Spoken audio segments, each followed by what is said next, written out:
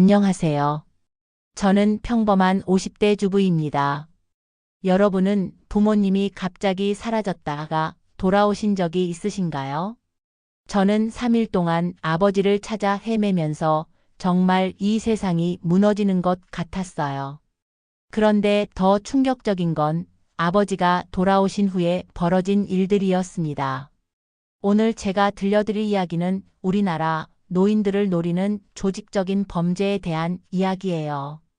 어쩌면 지금 이 순간에도 여러분의 부모님이 타겟이 되고 있을지도 모릅니다. 저희 아버지는 올해 78세이신데 정정하시고 매일 노인정에 가시는 게 일과셨어요. 어머니가 5년 전에 돌아가신 후로 조금 외로워하시긴 했지만 노인정 친구들과 어울리면서 잘 지내셨죠. 아버지, 오늘도 노인정 가세요? 그럼 오늘 장기 대회가 있어서 일찍 가야 해. 점심은 거기서 먹을게. 그날도 평소처럼 아침 9시에 나가셨어요. 그런데 저녁이 되어도 돌아오지 않으시는 거예요. 처음엔 친구들이랑 술이라도 드시나 했죠. 밤 10시가 되어도 연락이 없어서 노인정에 전화했더니 회장님이 오후 2시쯤 나가셨다고 하더라고요. 혼자 나가셨냐고 물으니 그렇다고. 아버지 혹시 어디 가신다고 말씀 없으셨어요? 아니, 그냥 먼저 간다고만 하시고 나가셨는데 평소랑 다르지 않았어요. 불안한 마음에 아버지 핸드폰으로 계속 전화했지만 꺼져 있었어요. 평소에 배터리 관리 잘하시는 분인데 그날 밤은 한숨도 못 잤어요. 혹시 쓰러지신 건 아닐까? 사고라도 나신 건 아닐까? 온갖 상상을 다 했죠. 다음 날 아침 일찍 경찰서에 실종신고를 했어요. 경찰관이 물어보더라고요. 최근에 아버님이 이상한 행동을 하신 적은 없으세요? 기억력이 떨어지신다든지. 아니요, 정정하세요. 매일 신문도 읽으시고 시사 프로그램도 즐겨보시고요. 경찰은 일단 수색을 시작하겠다고 했어요. CCTV 확인하고 병원 응급실도 확인해 보겠다고. 저는 남편, 남동생과 함께 아버지가 갈 만한 곳을 모두 찾아다녔어요. 집 근처 공원, 자주 가시던 찻집, 병원, 심지어 어머니 산소까지. 형부 아버지가 왜 갑자기 이러실까요? 한 번도 이런 적 없으셨는데. 일단 찾는 게 먼저야. 걱정은 나중에 하자. 둘째 날 오후 경찰에서 연락이 왔어요. CCTV 확인 결과 아버님이 시외버스 터미널에서 목격됐습니다. 어디론가 버스를 타고 가신 것 같은데. 시외버스라니? 아버지가 혼자 멀리 가실 일이 뭐가 있을까요? 혹시 누구랑 같이 계셨나요? 아니요, 혼자 계셨습니다. 다만 경찰관이 잠시 머뭇거리더니 말했어요. 터미널 근처 ATM에서 현금을 인출하시는 모습이 찍혔는데 꽤 큰 금액이었습니다. 가슴이 철렁했어요. 아버지가 돈을 많이 뽑아서 어디로 가신 거라면. 셋째 날 오전 정말 기적처럼 아버지가 집으로 돌아오셨어요. 택시를 타고 오셨는데 겉으로 봐서는 다친 곳도 없고 멀쩡해 보였어요. 아버지, 어디 계셨어요? 얼마나 걱정했는데요. 아, 그래. 미안하다. 그런데 아버지 표정이 이상했어요. 뭔가 숨기는 것 같고 눈도 잘 못 마주치시고. 아버지 3일 동안 어디 계셨어요? 그냥 좀 쉬고 왔어. 너무 걱정했구나. 더 물어봐도 대답을 안 하시더라고요. 일단 무사히 돌아오신 게 다행이라고 생각하고 쉬시라고 했죠. 그런데 아버지가 샤워하러 가신 사이 벗어놓은 옷 주머니에서 뭔가 떨어졌어요. 명함이었는데 행복한 노후 도우미 마이너스 김정혜. 40대로 보이는 여자 사진과 함께 전화번호가 적혀 있었어요. 뒷면에는 손글씨로 언제든 연락주세요 라고. 이게 뭔가 싶어서 아버지 지갑을 확인해 봤더니 현금이 하나도 없었어요. 평소 항상 비상금을 넣고 다니시는데 불안한 마음에 은행 앱으로 아버지 계좌를 확인했어요. 아버지가 저를 위임 등록해 놓으셔서 조회가 가능했거든요. 확인하는 순간 눈을 의심했어요. 3일 동안 총 2천만 원이 인출되어 있었던 거예요. 하루 ATM 한도인 600만 원씩 3일 연속으로. 여보, 이것 좀 봐요. 아버지 통장에서 2천만 원이 빠졌어요. 남편도 놀라서 달려왔죠. 뭐? 2천만 원? 아버님이 그 돈을 왜? 우리는 아버지께 조심스럽게 물어봤어요. 아버지, 혹시 돈 쓰실 일이 있으셨어요? 통장에서 큰 돈이 나간 것 같은데. 아버지는 화를 내셨어요. 내 돈을 내가 쓰는데 왜 그래? 일일이 보고해야 하나? 평소엔 그런 말씀 안 하시는 분인데 뭔가 크게 잘못됐다는 느낌이 들었어요. 다음 날 저는 그 명함에 있는 번호로 전화를 걸었어요. 여보세요? 젊은 여자 목소리가 들렸어요. 저, 혹시 김정희 씨 맞으세요? 네, 맞는데요. 누구세요? 제 아버지 주머니에서 명함을 봤는데 어떤 관계이신지. 그러자 전화가 뚝 끊어졌어요. 다시 걸어도 받지 않더라고요. 더 이상 가만 있을 수 없어서 경찰서에 다시 갔어요. 실종 기간 동안에 CCTV를 더 자세히 봐달라고 부탁했죠. 담당 형사님이 확인해준 결과는 충격적이었어요. 어르신이 ATM에서 돈을 뽑으실 때 옆에 젊은 여성이 있었네요. 같이 다니신 것 같은데 CCTV 화면을 보니 정말 40대 정도로 보이는 여자가 아버지 옆에 바짝 붙어 있었어요. 아버지가 돈을 뽑는 걸 지켜보고 있더라고요. 이 여성이 누군지 아시나요? 아니요, 처음 보는 사람이에요. 아버지가 어떻게 이런 사람을? 형사님이 심각한 표정으로 말했어요. 요즘 노인 대상 신종 사기가 많습니다. 특히 홀로 계신 어르신들을 노리는데 혹시 아버님이 최근에 병원 다니신 적 있으세요? 병원이요? 정기 검진 받으러 가신 적은 있는데 그때 갑자기 생각난 게 있었어요.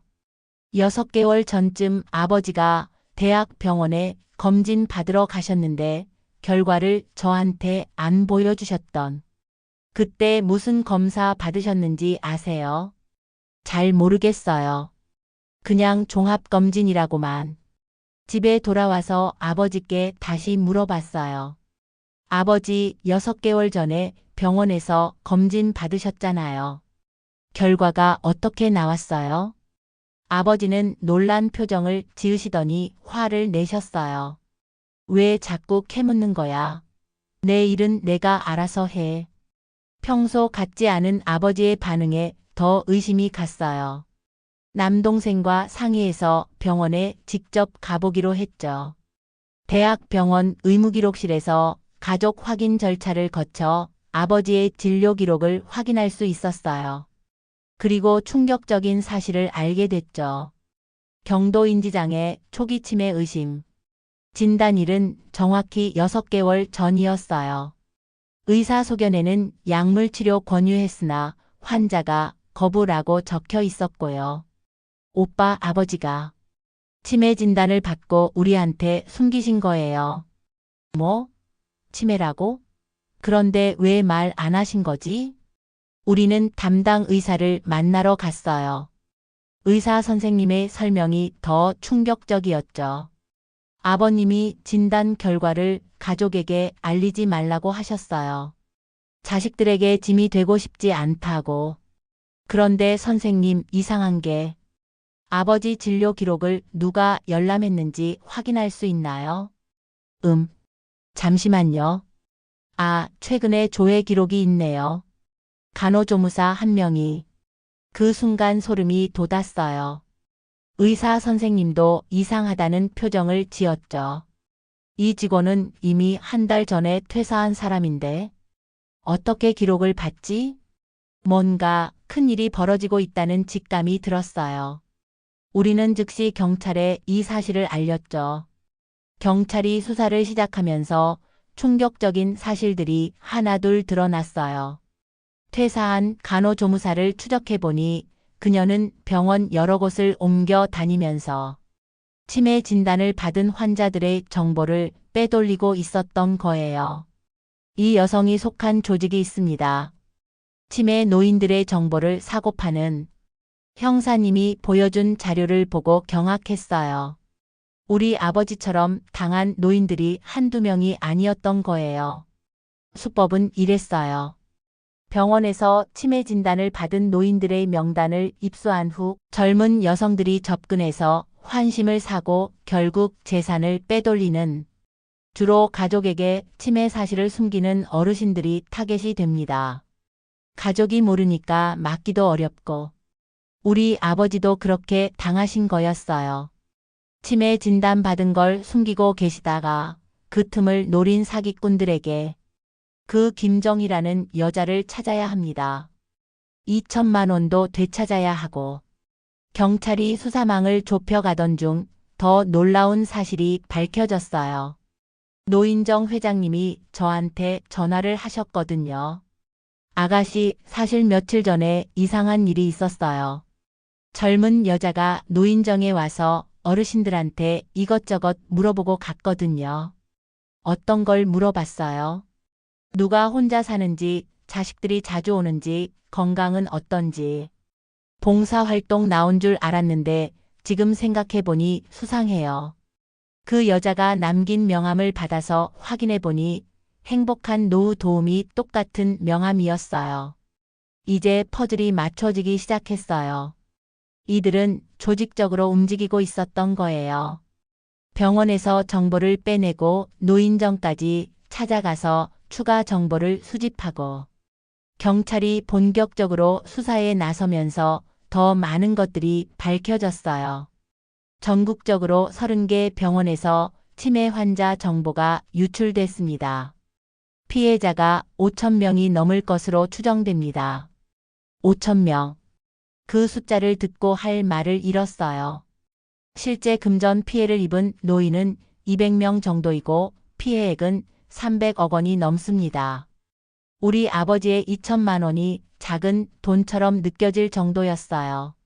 수사가 진행되면서 주범이 잡혔는데 그 정체가 정말 충격적이었어요. 주범은 병원장의 아들입니다. 의대생인데 아버지 병원의 환자 정보를 이용해서 병원장 아들이라니. 의사인 아버지가 진단하고 아들이 그 정보로 사기를 친 거였어요. 이들은 스스로를 효도 사기단이라고 불렀습니다. 노인들에게 효도하는 척하면서 돈을 뺏는다는 의미로. 정말 인간이 이렇게까지 악할 수 있나 싶었어요. 그런데 더 놀라운 반전이 있었어요. 경찰이 우리 아버지를 다시 조사하는 과정에서 아버지가 숨기고 계신 게 더 있다는 걸 알게 됐거든요. 어르신, 사실대로 말씀해 주셔야 다른 피해자들을 도울 수 있습니다. 아버지는 한참을 망설이시다가 입을 여셨어요. 사실 나도 알고 있었어. 그 여자가 사기꾼이라는 걸. 네? 그런데 왜? 아버지의 다음 말에 모두가 놀랐어요. 노인정 친구들하고 얘기하다가 이상한 낌새를 느꼈거든. 그래서 일부러. 알고 보니 이런 일이었어요. 노인정에 수상한 여자가 나타나서 이것저것 물어본 후 몇몇 할아버지들에게 개별적으로 접근했대요. 아버지와 친구분들은 뭔가 이상하다고 느끼고 모여서 의논했다고 해요.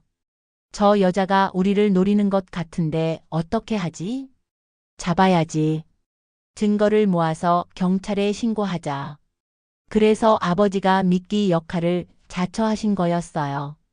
일부러 돈도 뽑아주고 3일간 따라다니면서 이들의 수법을 파악하려고. 아버지, 그런 위험한 일을 왜 혼자 하셨어요? 너희한테 말하면 말릴 거 아니야.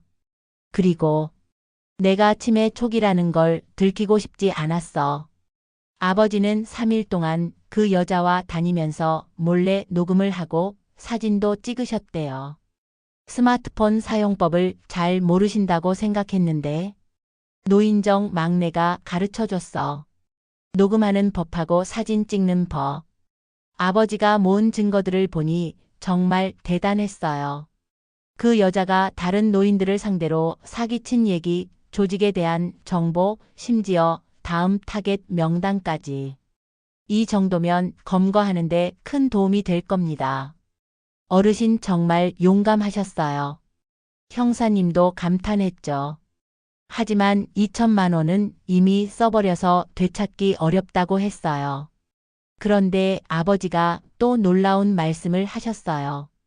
그 돈은 원래 줄 생각이었어. 믿기가 확실해야 걸려들 테니까. 아버지, 2천만 원이 작은 돈이 아니잖아요. 내가 살 날이 얼마나 남았다고.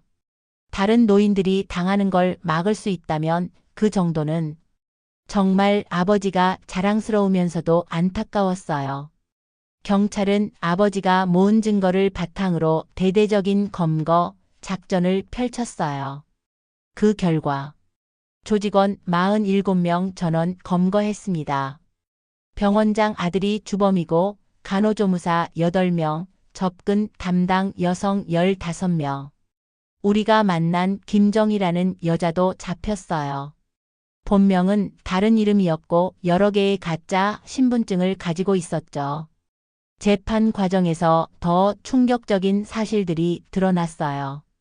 이들은 치매 노인뿐만 아니라 독거노인, 우울증, 노인 등 취약계층 노인들의 정보를 DB화해서 관리하고 있었어요. 각 노인의 재산 상태, 가족관계, 건강 상태를 점수로 매겨서 우선순위를 정했대요. 우리 아버지는 1급 타겟이었다고. 혼자 사시고 재산도 있고 치매 초기라 속이기 쉬울 거라고 판단했답니다. 하지만 그들은 우리 아버지를 너무 얕봤던 거죠. 법정에서 아버지가 증인으로 나서셨을 때 정말 멋있으셨어요. 나는 치매 환자입니다. 하지만 아직 판단력이 있을 때 이런 나쁜 놈들을 잡고 싶었습니다. 나처럼 당하는 노인이 없었으면 좋겠습니다.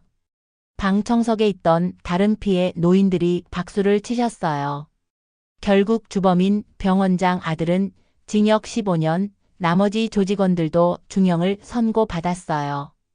병원장도 의사 면허가 취소됐고요. 하지만 이게 끝이 아니었어요. 판결 후에 알게 된 건데 이런 조직이 전국에 여러 개 있다는 거예요. 수법도 계속 진화하고 있고 어르신들이 스스로를 지키기는 정말 어렵습니다. 가족들이 관심을 가져주셔야 해요. 형사님의 말이 계속 머릿속에 맴돌았어요. 그 후로 우리 가족은 많이 달라졌어요. 일단 아버지의 치매 치료를 시작했죠. 다행히 초기라 약물 치료로 진행을 늦출 수 있다고 했어요. 아버지, 이제 숨기지 마세요. 우리가 짐이 아니라 가족이잖아요. 그래. 미안하다. 너희 걱정시킬까봐. 매주 번갈아가며 아버지를 찾아뵙기로 했어요. 혼자 계시는 시간을 최대한 줄이려고요. 또 아버지 핸드폰에 가족 위치 공유 앱을 설치했어요. 프라이버시 침해일 수도 있지만 아버지도 동의하셨어요. 또 그런 놈들이 나타나면 어떻게 하냐. 이게 안전하지. 통장 관리도 함께 하기로 했어요. 큰 금액이 나갈 때는 가족에게 알림이 가도록 설정했죠. 무엇보다 아버지가 노인정 친구들과 만든 시니어 파수꾼 모임이 인상적이었어요. 우리끼리라도 서로 지켜주자. 수상한 사람이 접근하면 바로 신고하고. 이제 노인정에서는 낯선 사람이 오면 먼저 신분을 확인한대요. 그리고 혼자 만나지 않고 꼭 여럿이 함께 있는다고. 이 사건이 언론에 보도되면서 전국적으로 비슷한 피해 사례가 쏟아졌어요. 독거노인에게 접근해서 며느리 행세를 하며 재산을 가로챈 사례, 치매 노인을 요양원에 강제로 보내고 집을 팔아먹은 사례. 정말 상상을 초월하는 일들이 많았어요. 그래서 저희 지역에서는 노인지킴이 제도를 만들었어요. 병원, 노인정, 복지관이 연계해서 정보를 공유하고 수상한 접근을 막는. 아버지도 이제는 당당하게 치매 환자임을 밝히고 다른 환자들을 돕는 봉사를 하고 계세요. 숨기면 더 위험해. 도움받을 수 있을 때 받아야지. 2천만 원은 결국 돌려받지 못했지만 그 돈으로 수많은 노인들을 구했다고 생각하니 아깝지 않아요. 가끔 아버지가 그때 일을 자랑스럽게 얘기하실 때면 정말 대단하신 분이라는 생각이 들어요. 그 여자가 나보고 할아버지 정말 순진하시네요 하더라고. 내가 속으로 너야말로 순진하지 했지. 이 일을 겪으면서 깨달은 게 많아요. 첫째, 부모님이 뭔가 숨기신다면 이유가 있다는 것. 자식 걱정에 병도 숨기시는 분들이 얼마나 많은지. 둘째, 노인을 노리는 범죄가 생각보다 조직적이고 치밀하다는 것. 개인이 맡기는 정말 어려워요. 셋째, 가족 간의 소통이 얼마나 중요한지. 평소에 자주 연락하고 만나야 이상한 조짐을 눈치챌 수 있어요. 넷째, 노인도 충분히 현명하게 대처할 수 있다는 것. 우리 아버지처럼요. 지금도 어딘가에서는 노인들을 노리는 범죄가 일어나고 있을 거예요. 혹시 부모님이 갑자기 돈을 많이 쓰신다거나 낯선 사람과 자주 만난다거나 평소와 다른 행동을 보이신다면 꼭 관심을 가져주세요. 괜찮아 라고 하셔도 한 번 더 여쭤보세요. 어르신들은 자식 걱정에 끝까지 숨기려 하시거든요. 마지막으로 우리 아버지가 법정에서 하신 말씀을 전하고 싶어요. 나이 들면 바보가 되는 게 아닙니다. 단지 도움이 필요할 뿐입니다.